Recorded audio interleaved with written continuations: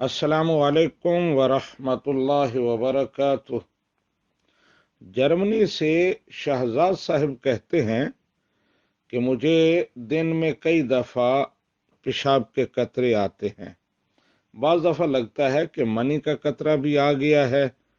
तो क्या इस सूरत में मुझे बार बार गुस्ल करना होगा या सिर्फ इस्तंजा करने और वुज़ू करने से मुझे तहारत हासिल हो जाएगी? जी शहजाद साहिब, इस सूरत में आपको गुस्ल की ज़रूरत नहीं है। आप सिर्फ इस्तंजा करें और उसके बाद वुज़ू कर लें। आप पाक हैं, आप नमाज पढ़ सकते हैं। लेकिन जाहिर है जो सूरत आपने बताई है उसमें कपड़े नापाक हो जाते होंगे, तो उनको महफूज रखने के लिए आपको कोई तरकीब करना होगी। और वो यही हो सकती है कि आप अंडरवेयर पहने, उसमें टिश्यू रख लें।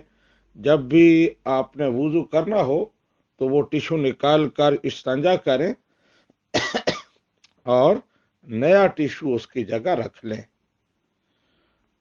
और इस सूरत में अगर नमाज के दौरान या किसी भी वक्त कतरा आ जाता है तो उससे आपका वुज़ू टूट जाएगा, फिर आपको दोबारा वुज़ू करना पड़ेगा।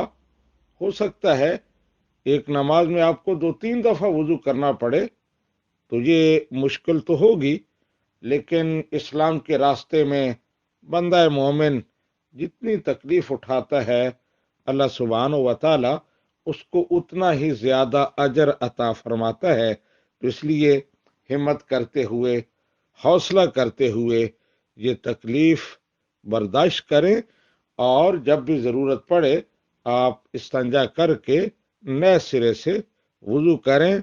बहरहाल आप पर गुस्ल नहीं है। गुस्ल उस वक़्त वाजिब होता है जब मनी लज्जत के साथ और टपक कर निकले।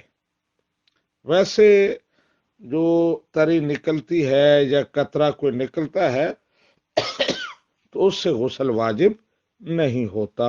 हाज़ा मा इंदी वल्लाहु व रसूलुहु आलमु बिस्सवाब।